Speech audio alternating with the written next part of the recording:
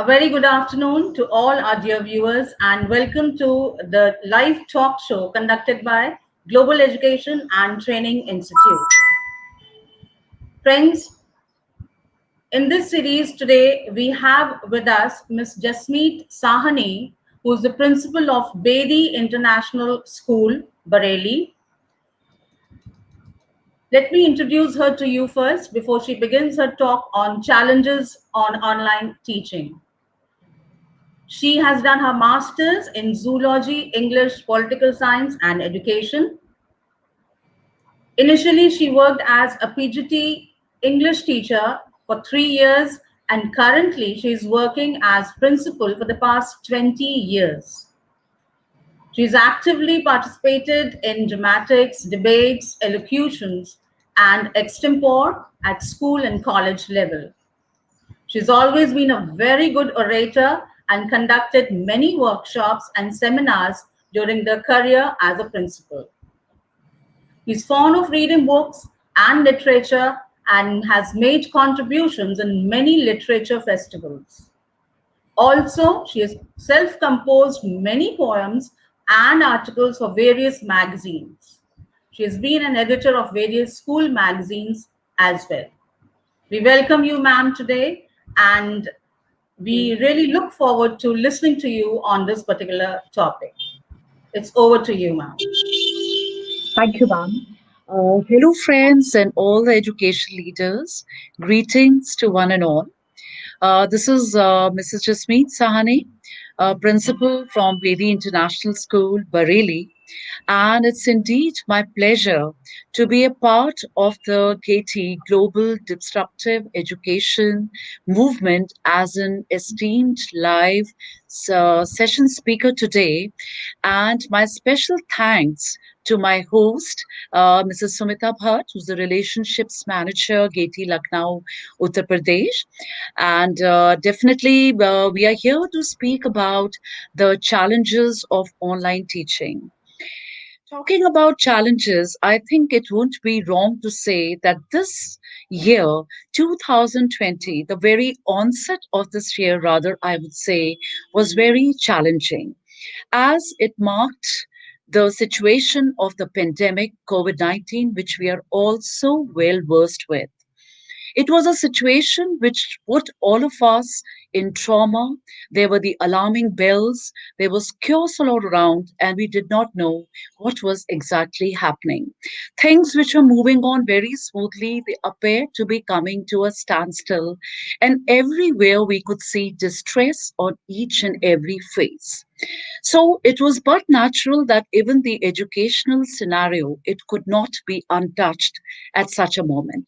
So this situation which arose out of the COVID-19 pandemic, it was so alarming, especially for the small children, I would say, who were absolutely bereft as the schools shut down, all the offices they were shut down, and everywhere it was a situation which erupted way back in March this year. That was a lockdown situation in which absolutely everything appeared to have come to a standstill, and everybody had one hovering question: what next? And it appeared as if none had the answer to that. But I would say this was a situation in which all the doctors, all the people who were associated with the medical sciences, and they all geared up, all the hospitals and all the entire teams which were engaged in the field of medicine, they got active and they were trying to do their best as the patients also could be seen going up with every passing day, and they were termed as the Corona Warriors. But I would also say that not only the doctors and the medical team were the Corona Warriors, our teachers have also been the Corona Warriors at this hour when they have definitely come up, and they have I would say they rather they have just tried to upgrade themselves, because this was a situation, I would say, when nobody was knowing what to do. So even the teachers who were normally going to the schools and teaching the children in the traditional manner, and even the children, they were taking the traditional teaching from the teachers. So everything was coming to an end. So even the teachers were not knowing exactly what to do. So everybody was just facing this challenging situation. And as we know that the parents were absolutely distressed that now what is going to happen as their children are not going to go to the schools. There's going to be no education, there's going to be no class for them, and children are going to sit at home. So what are they exactly going to do? So the teachers were also thinking that what they should do, how to basically give the academics to their children, how to not to keep them bereft of that. And even CBSE and many other organizations were coming up, and they were giving suggestions that the online teaching has to be started and academics has to be provided to the children while they are at home. But the biggest challenge was how to go about it, how to actually start. Because many of the teachers, as we know, especially if I would talk about the rural areas, they are not even technologically sound. They have been operating phones, though nowadays operating a smartphone is not a big deal. But when we talk about certain rural areas, there the net connectivity is not proper. And with some of the teachers, even the smartphones were not available. So how that is to really start up, how the things had to be initiated, this was a big challenge for us. But somehow guidelines kept coming. Everything was pouring in something. Some guidelines were there from the administration side. Sometimes the guidelines were coming from the CBSE that no, the teachers, they have to give the online classes to the students. They have to prepare themselves. They have to manage their academics. They have to manage their curriculum according to that. So amidst all that, I would say it was a real turmoil. And it was as a principal for me, I would say, in fact, many of them who are in the same industry must have faced the same, that how to actually prepare the teachers psychologically for this situation was a big challenge to start with. Because the teachers were used to the traditional teaching, going in the classes and telling the children to take out the books and then start teaching using the boards. Or maybe if we talk about the present scenario, we have the smart boards which the teachers are using. But all these devices were not available, and teachers had to teach from their homes. They could not even leave their homes. They didn't have the boards with them, leave apart the smartphones. So this was a situation in which everybody started planning. We told the teachers not to worry. We first of all provided them with the books. Now, when I talk about the books, this was a situation when the children were not having books. Now, how to teach to the children who are not even having books, especially when I talk about the children from kindergarten to fifth, it was very challenging because in this age group, particularly even when we look at the school, to make them actually sit at their place, listen to the teacher, and also try to understand what the teacher is telling them is the biggest challenge. And now to tell the children that you quietly sit down, your teacher is going to share maybe a video through some any platform, maybe WhatsApp was there, or Google Classroom was being used, whatever the tool the school was basically using, to just sit in front of it and watch your teacher, try to understand, and then teacher is going to tell you to do some work, do that, means all that it appeared to be so chaotic and so unreal. But somehow everybody got together, mustered the courage, upgraded themselves, started getting acquainted with the latest technologies, and everybody devised means to do this work in the best possible manner. And this is exactly where our challenge of online teaching started. Ma'am, may I have the PDF, please? Like to play the PPT?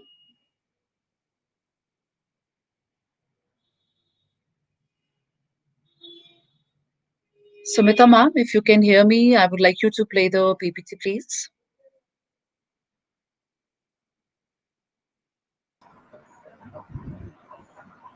Yes, ma'am.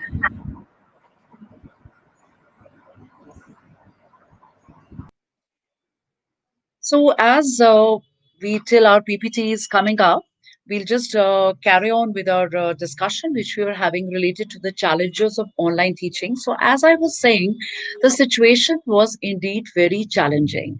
And as we all know, that this was a situation which was not by choice, it was not by will, but it was rather a situation in the starting scenario. It was as if it was forced on us. It was a situation where we had no option, so this was the only option left with us to get to our children, to have the online classes conducted, in which, if I would not be very wrong to say, when the parents were not prepared, children were not prepared, and teachers were gradually preparing. So it was basically a very slow process that was going on, in which everybody by turn was trying to get prepared for the situation. And at the same time, everybody was so unsure that what is going to happen. Nobody was very sure about it. So this all was very challenging. And the first thing which happened in this situation was that there was an absence of connection between the teacher and the student. So this connection was not there, because as we know, in the class, what happens, the teacher is there, she's going to the class and she's just telling the children, okay, take out your books. She writes something on the board, and the children, they look up to that, they read the text which is given in the book. But here nothing was there. And even, what happens is that when the teacher enters the class, the whole class, it starts listening to the teacher attentively. Body language, her presence is there, it all creates an environment in the class, and then the actual teaching starts. But in this situation, what happens was that there was nothing like that. The students, they couldn't see their teachers, and they were not in the class, they were sitting at homes, and maybe some of them, they were at ease, maybe sitting on a chair. Sometimes some of them might be sitting on the bed also, so they were not actually having that concentration over there. And likewise, the connection between the teacher and the child was not there. So, which was the biggest challenge for a teacher, that how she has to bring about that feeling among the students that they are here to learn and she is here to give them the actual learning. So, that was a real challenging situation. Then, one thing very important was that was a lack of motivation, because in the class the students are motivated, teachers are motivating them, and there is a psychological connection also between the student and the teacher. So that psychological connection was missing, and it was very difficult in this situation for the teachers to motivate the students. So this was a big challenge for them. Then coming to our next thing, we would say there was a lack of track of the student's progress. When I talk about this, the how the student is performing, what kind of written work the child is doing, how much the child has understood, is he or she having any doubts? The teacher was unable to keep a track of that, because in some classes, of course, we started with the live sessions. It was through Google Meet and Google Classroom. There, of course, the child was in front of you, but for junior classes, we also had to take help of the WhatsApp video lectures. So in that, the teacher was simply delivering the lecture. She was just posting a video of her giving a lecture on some topic. So there it was very difficult, that how much the student was understanding and were they actually taking it seriously. That was very challenging. And mostly, even when we were taking live sessions, we were telling the students, switch off your microphones so that there are no backdrop sounds are there. So in that, what the children were doing, they were listening, not listening, following or not following. All that was total in a, I would say, a dilemma situation for the teacher, because she was not able to understand what exactly the students were doing. So this was really challenging for the teacher to keep a track of the students' progress. Then we talk about the assess of parents. That was another factor. What happened was, because especially when we talk in context of the small children, they cannot take the online classes without the help of the parents. So most of the time, what was happening is that the a mother or the father was sitting along with the child and assisting them to how to, first of all, initially how to operate the phone, how to actually see the video edit, and even to make them understand also. The parents were available with the child. When the parent was sitting, what started happening was they started giving their comments, they started giving the suggestions in between that, and they were unnecessarily disturbing the teachers, and a lot of interference it started. So this gave a very uncomfortable situation, I would say, to the teachers. They were not very confident, but the confidence was at stake, because the parents were continuously poking. So this was a big challenge again for the teachers. Then another point which we had was that how to maintain the discipline. Because what happens is when we talk about the traditional teaching, the teacher is going in the class, it is her body language, it is her presence, and the children, they know that the teacher is in our class and now we are not supposed to talk. We're all supposed to sit down very quietly and just listen to the teacher. But that was not happening over here. Teacher was not there. Students, they could sit at, I mean, any posture they could sit in. They could even lie down on the bed, or they can just spread their legs or do whatever they want because the teacher was not seen. So in this situation, maintaining that discipline while they were listening to the teacher, that definitely could not be achieved. That was very difficult. So at times, even the students, they were losing their temper also. So that was getting, I mean, very difficult for the teachers to manage. Then something which was very challenging for the teachers was that how they have to communicate with the students when her body language was also not her. I would say something which was not a, it's rather a weapon, I would say, with the teachers, because the body language of a teacher, if it is very good, she is able to command in that class.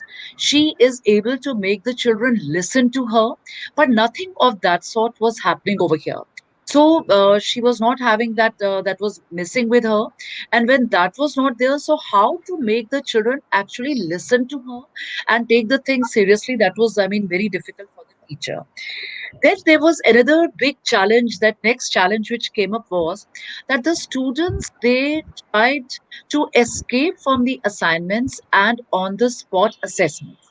Because just to make these online teachings worthwhile, the teachers were doing on the spot assessments whenever their chapters were finishing. They were telling the students that, okay, now we are going to take a test. And of course, the test means was online only. They were trying to do that, but what was happening? The children, they were coming up with lame excuses that, sorry, ma'am, our network is not proper, or are not feeling well, or anything of that sort, whatever excuse they could come up with. So it was very difficult for the teacher to actually motivate those students to take these assessments. So they were doing that. And many times when the work teacher was giving in the form of assignments, worksheets, or projects, that also many of the students who were non-serious, they were trying to escape from all those assignments. So, how to go about all these things, how to ensure that the children were doing their written work, their assignments, and taking up the assessments, this was a big challenge for the teachers. Then another problem which came up was that, as we know that the students, they are already procrastinate by nature. They are always making excuses that when they're not able to do the work, they say, sorry, ma'am, this happened, I could not understand, I was not well, I did not get time, or anything of that sort they were doing.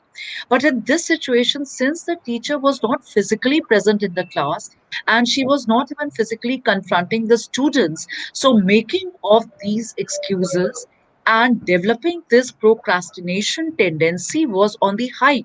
Students got all the more opportunity to make excuses and evade from whatever work was being provided to them. So all this was definitely getting very challenging for the teachers, that how they go about and how to actually make the children serious about academics and tell them that they have to actually take these things and they cannot evade all this. So sometimes, because I would say that this was more challenging initially, because what happened that when this online teaching actually started, even the parents and even the students, they were thinking it is just about for few months, because nobody could have thought that it would be a process which would go on and on. Because now if we talk about in the present scenario, it's almost the year is about to come to an end and the schools have still not opened and we are still going on with this online teaching. So definitely this was the biggest challenge which came up for the teachers during the online teaching.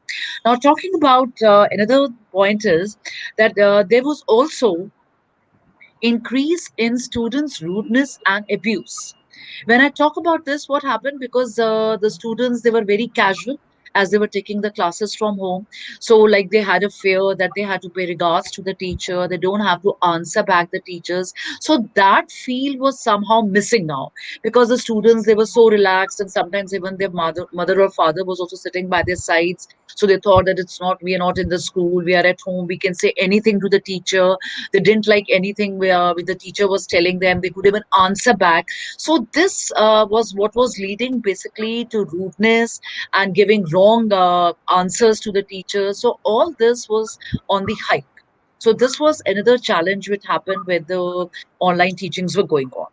Now, another challenge which I would say was, especially I would say in context of the kindergarten children, because kindergarten children are the most difficult group of children to be managed. Even when we had the normal school going on, the classes were going on, at that time also, because they're very restless. They don't want to sit at one place, even if they will sit, even when the normal class, traditional class is going on, what they would do is they would sit on the one seat and they would get up. Ma'am, may I just drink water? Ma'am, may I sharpen my pencil? Ma'am, may I have my tiffin? All sorts of things. So they're always, I mean, very restless. So in this situation, when the teacher was also not there, and the small kids, they have to be told that no, you're not going to school, but you're supposed to sit down properly. You're supposed to listen to this video which the teacher has sent to you and just try to understand what is being told.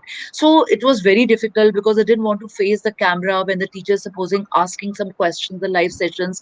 So the small kids, they're very much, shy also, and they're not that confident enough to answer the teacher on the camera. So that was another challenge which was coming up, especially in context of the small children. So this was basically happening.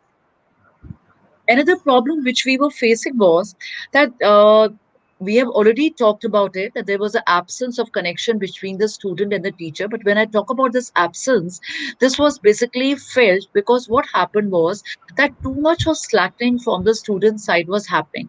Many times, when the video was shared on the WhatsApp and all that, students were not seeing it. They were coming up with excuses. They were telling, ma'am, our network was not there. We couldn't download that video that was there. In live sessions also, they were not attended. So this was all happening because there was not that physical appearance of the teacher was not there. The actual, I would say, the presence of teacher was not there. So there was this loss of connection, between the student and the teacher, and that could definitely be felt. And there were a lot of consequences that were coming as a result of that. So everybody was feeling very comfortable that what to do. So basically, this is what was happening. Then there was something very important which I would like to just highlight there, that till now, I have just been talking about all the negativities which were coming due to these online classes and all this online teaching which was going on. But what I feel is that the biggest thing which lies with the teacher is the motivation that a teacher can give to the student. So motivation is the key to solve all these problems, I would say. If the teacher is able to motivate her students, I think more than 50% job is done. Then she doesn't need to do much because the students are motivated. They know that now this online teaching is the only teaching they can have. Schools are not going to open very soon. I mean, we know we are expecting the senior classes 9 to 12 open from 19th of October, but still many are apprehensive about that also, because when we have asked for the consent from the parents, because this was mandatory from the administration side, that you have to take the consent of the parents, and only the parents who are willing to send their children to the school, only they have to be called up. But when we just look at the consents which have come to us from the parents, there also we see that the number is very low, because many of the parents, even for the senior classes, they're very apprehensive in sending the children to the school. So in this situation, this motivation is going to work wonders. Even if the students are not coming to the school, they have to understand that they have to now do their academics in this manner only, and whatever their teacher is telling them, they have to take it very seriously. So I'm sure that the teachers, if they are able to motivate their students, they can definitely win over this battle, and all the challenges can be met out if the motivation is there. Now, to bring about this motivation, what is needed is some innovation is needed by the teachers, because you cannot go about teaching in the same manner as you were doing in the traditional teaching. When the teachers were coming to the school, you had your class with you, you had booth with you, you had the physical presence of the students, and so many other equipments were there with you. But here, when you are bereft of all that, so to bring about the interest of the students and to actually keep them motivated, to actually give them a feel that what is happening is serious. This online teaching is not to be taken very casually. Some innovative measures were expected from the teachers, and most teachers have been doing it. So, this is what I would like to suggest to the teachers, that they should try to get as innovative as possible. And this they can do by having small activities, small projects. They can even have some live quiz sessions. They can have group discussions can be there, and small experiments can be done with the students. So whatever she can think up of, so that a teacher can do, and definitely this is going to take away the procrastination among the students, and they're going to get more, serious about it. Now, another very big challenge, I would say, in this online teaching has been tackling of the indiscipline. As we just talk about it, that already the students, as they could not see the teacher physically, so they could talk, they could move around, they could make faces, or whatever they could think of in context of indiscipline, the students were doing it. So just to tackle it, it was very difficult. So in this, what the teachers basically had to do was that they had to take care, because many schools are doing it also, that they're telling the children that whenever your online classes are going on, you have to sit properly in your uniform. You have to sit on a chair and a table, just as if you're sitting in the class. So this is one suggestive measure which I would like to give.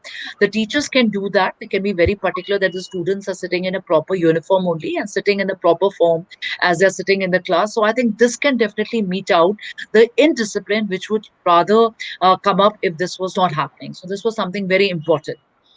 Now, after we have talked about all these challenges, I would say that all hope is not lost. We have to be optimistic. We don't have to look at the negative aspects, because we always say that even if there is a dark face, there is always a bright face also to everything. So what I would like to basically say is that a good teacher is just like a candle. So it consumes itself to light, to show the path to others. And everyone, in some respect, I would say, is a teacher.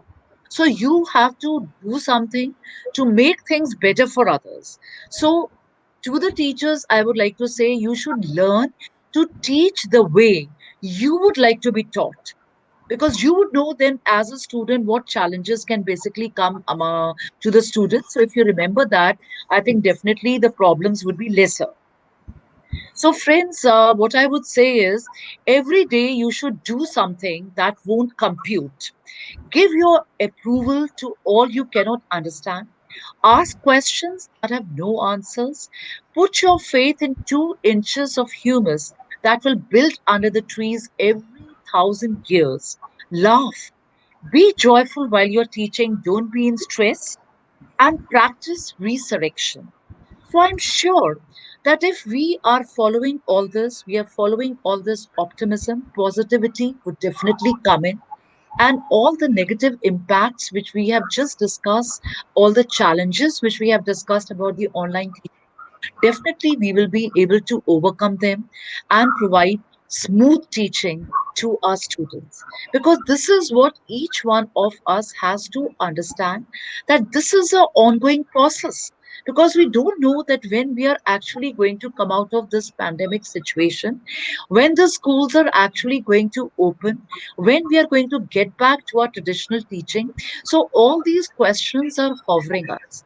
So, amidst all these questions, I think the best we can do is that we should be prepared in the best possible manner. Of course, that is there. Our preparation should be best. Second thing is we should have positivity. That is very important. Another thing is it we should always look forward, and I would say that don't let our spirits dampen that this is happening and when this is going to come to an end. This should not be the spirit. Because I must say that whenever any new situations come, the best measure that we can adopt is that we should always try to think of the worst that can happen and prepare ourselves for that worst situation. If we are prepared for the worst, I think definitely we will do our best. And I would still say that the worst has not come. We are in a very comfortable position. Now, our online teaching in mostly all the schools all over the nation, all over the world, I would say, is going on very smoothly. Everybody is equipped with the gadgets and all the technologies teachers, whatever are running to help us out with it, we're all acquainted with it. And I think everybody is doing a good job.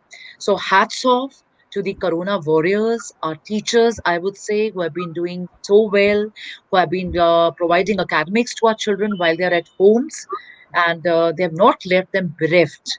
They have actually supplemented them with all that they have missed by not going to the schools. So, a big thanks to all the teachers and all the educators and all the people who are associated in this field of education. Thank you so much, ma'am, for sharing your views on such an important and relevant topic in the society these days. And very aptly and very correctly pointed out that we have been talking about Corona warriors. And no doubt that the doctors or the policemen or the nurses and all those who are directly engaged with it and directly who are coming into contact with the patients and dealing with the situation, they are doing a great job. But yes, we cannot ignore and neglect the contribution of teachers during this time. It's really very difficult for them to keep the children engaged still with the online classes. And hats off to you that you acknowledged the efforts of the teachers as well in your talk. uh, there's one question which has come up through one of our viewers, that can online teaching be a good substitute to traditional teaching? Traditional teaching here we mean the physically uh, conducted, being the classes that are getting physically conducted, where we have teacher present over there in the class, students coming up, moving out, the whole school, which is uh, always so vibrant, and the feel is Yes. there once we have the children and the teachers in the building. These days I know all the schools are completely vacant and are Yeah, longing for the exactly, presence of the exactly. students and the teachers. So when we talk about the physical presence of the teachers and the students in the class, uh, are these online classes a better substitute?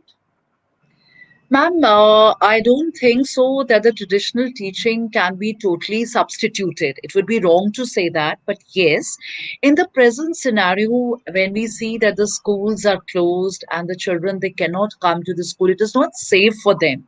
In fact, I was just discussing that even for 9 to 12, when we have asked the parents to give their consent, very few are giving because they're very apprehensive that is it really safe for their kids to go to the schools. So, in this situation, I would definitely say that it's a good substitute and it is at least keeping our children safe at home. And moreover, I think the teachers are doing their best and they are now, as I just said, they are now equipped with the technology and various tools which were initially missing with the teachers. They have even tried to supplement them with all those tools and they're doing well.